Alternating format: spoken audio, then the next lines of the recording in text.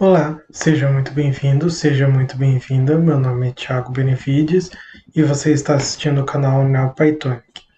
Então, recapitulando o que nós vimos no vídeo passado, nós trabalhamos com variáveis, tipos de variáveis, certo? Nós vimos alguns tipos mais básicos, como por exemplo, o tipo int, o tipo float e o tipo complex. E vimos como imprimir essas variáveis e o que elas são. Vimos o complex também, tudo bem? No vídeo de hoje nós vamos ver um outro tipo primitivo, que é o tipo bool ou booleano, e veremos algumas expressões booleanas também, ok? Então vamos para o VS Code, lembrando que se você pode usar o PyCharm, o Anaconda ou até mesmo o Google Colab, tudo bem? Mas eu estou usando no caso o VS Code que eu tenho, que minha preferência é nisso, ok? Então, antes de nós irmos para lá, deixa o seu like e se inscreve no canal se você ainda não é inscrito. E agora sim, vamos para o VS Code. Então, aqui eu estou com o código que nós utilizamos no vídeo passado. Eu vou criar outro código, vou salvá-lo como neo2.py. Lembrando que não coloquem nome difícil no código no arquivo de vocês, para vocês não terem nenhum problema. Tudo bem como nós tivemos no vídeo passado. Eu estou com o ambiente virtual ativado já, ok? E vamos trabalhar com expressões booleanas.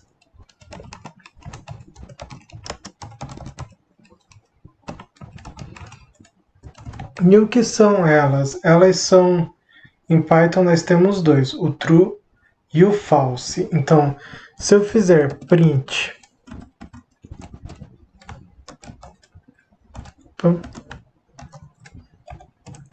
type e escrever false com a letra maiúscula e o true também, veja aqui, Python neo2.py, eu vou ter que ela é da classe bool, do tipo bool.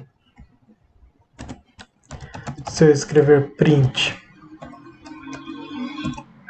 type true, então eu tenho que esses dois são do tipo true. E você deve estar se perguntando agora para que nós vamos utilizar isso daqui. Assim, jogado no código, ele não serve para muita coisa. Porém, quando nós vamos utilizar algumas expressões matemáticas, que nós vamos ver aqui também, daí começa a fazer sentido. Por exemplo, eu vou comentar aqui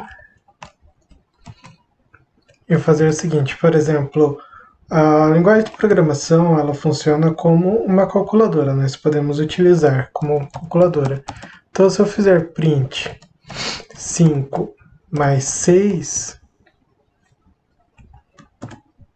eu vou ter 11, certo? Então, se eu fizer 5 mais 6, 5 menos 5, eu vou conseguir trabalhar igual eu trabalho com uma calculadora. E eu utilizo as expressões booleanas com as minhas operações matemáticas, porque, por exemplo, eu posso fazer o seguinte: print 5 mais 6 é igual a 11, dessa forma. Lembrando que se eu faço com apenas um sinal de igual, isso daqui eu estou dizendo que ele recebe. Para dizer que ele é igual, eu vou usar dois sinais, tudo bem? Então, se eu fizer essa conta,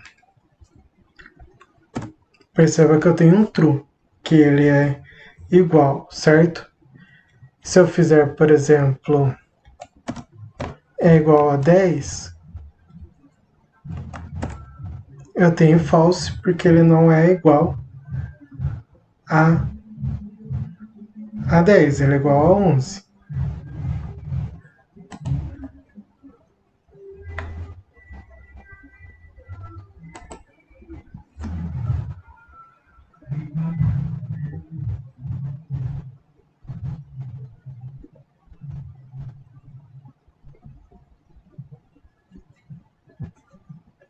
tudo bem? Tinha um carro passando por aqui, daí eu dei um corte no carro com som alto, daí eu dei um corte no vídeo. Então, isso daqui vai ser útil quando eu, eu começar a trabalhar com as condicionais, como por exemplo o if, o elif e o else, em que eu vou explicar mais para frente, mas quando eu tenho um bloco condicional, eu quero fazer com que o meu código, se uma condição for verdadeira, ele executa um trecho, caso contrário, ele vai executar outro. E a minha expressão booleana, o meu valor booleano, é o que vai dar a direção de qual trecho do código ou não vai ser executado, tudo bem? Então, para expressões booleanas, eu tenho as seguintes em Python. Eu tenho menor,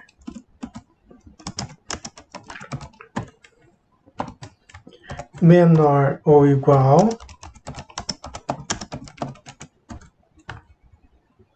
em seguida eu tenho maior, esse tracinho aqui eu vou tirar, que ele não faz parte do meu código, tá? É só esse daqui, maior,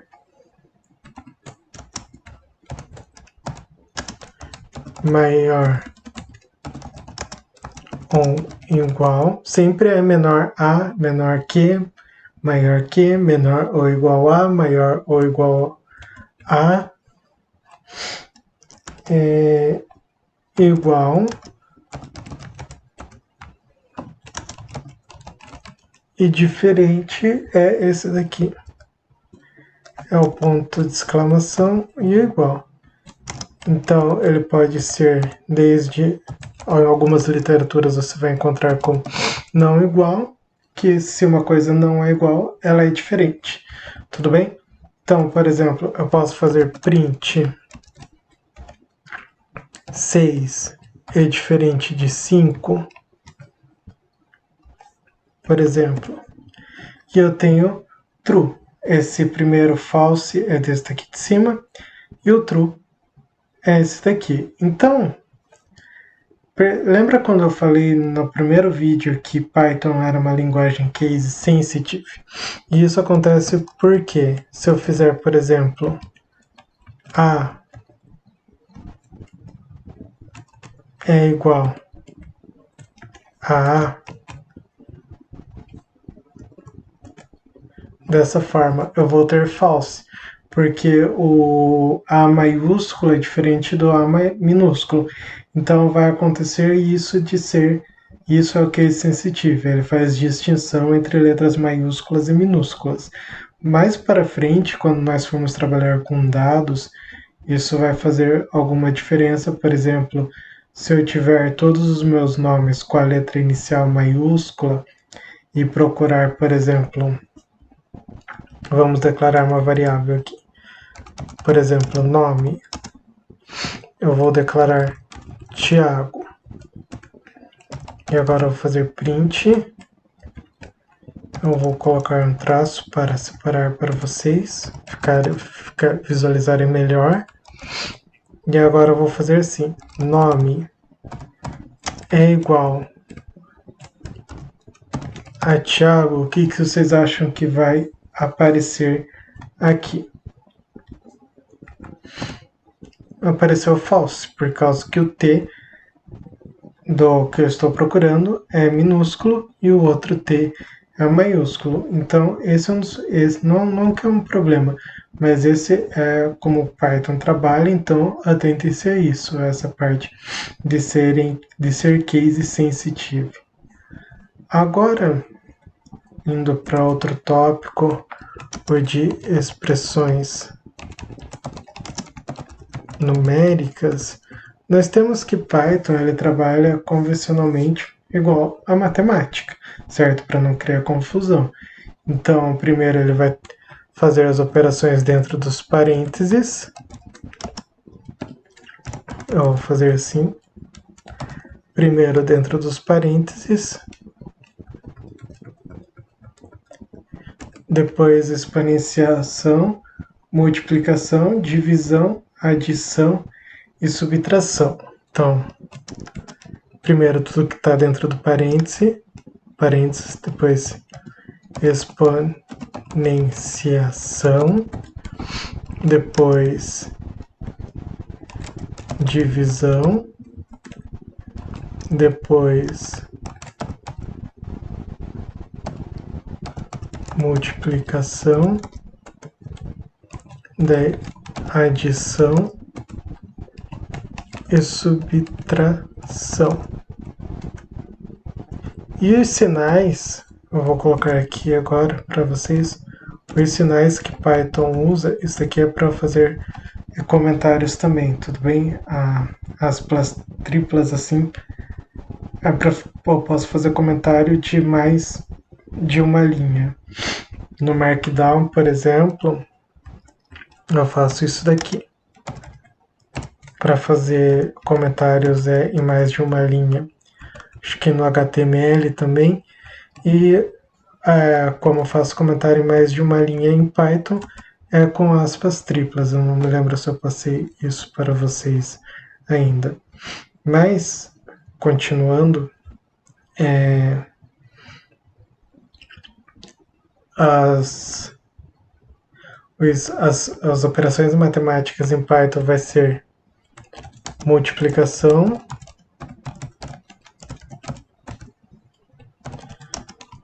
exponenciação, divisão,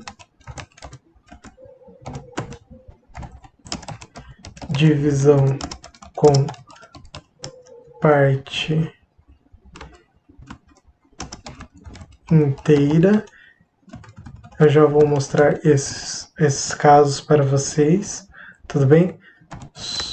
Adição, subtração e módulo. Ou congruência, mas eu vou deixar só como módulo aqui.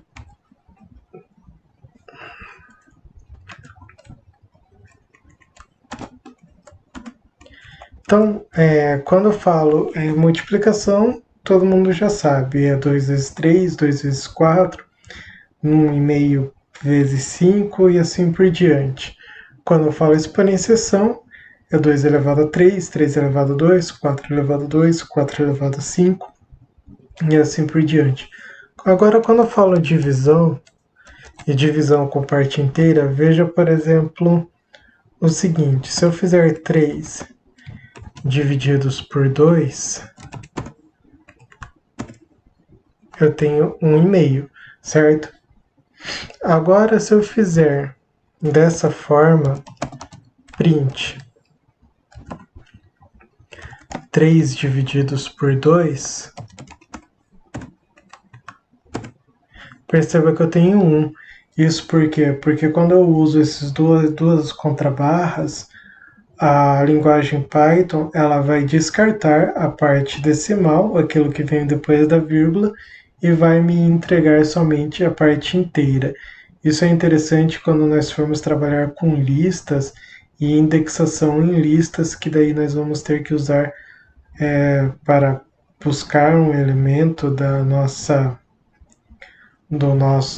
lista somente a parte inteira, então nós podemos utilizar esse tipo de operação, tudo bem? Então, prosseguindo, nós temos a adição, que é a soma, certo? 1 mais 2, 2 mais 3, 1,5 mais 4 e assim por diante. Nós temos a subtração, certo? Que é 2 menos 1, 3 menos 2, 1,5 menos 5 e assim por diante. E nós temos o módulo, ou também chamado de resto da divisão. Então, se eu fizer 3 módulo 2, eu tenho 1, porque quando eu divido 3 por 2, dá 1 no meu quociente, e sobra resto 1. Então, ele vai me deixar o resto 1. Isso é interessante, por exemplo, um dos exemplos mais tradicionais que você vê que nós vamos ver aqui também, quando nós estamos trabalhando com condicionais, como por exemplo if e else, é entender se o número é ímpar ou par. Então, se o resto da divisão for 0, esse número é par. Se o resto for diferente de 0 for 1, no caso, é ímpar. Tudo bem? Então, é para isso que serve a operação de módulo ou o resto. Tudo bem?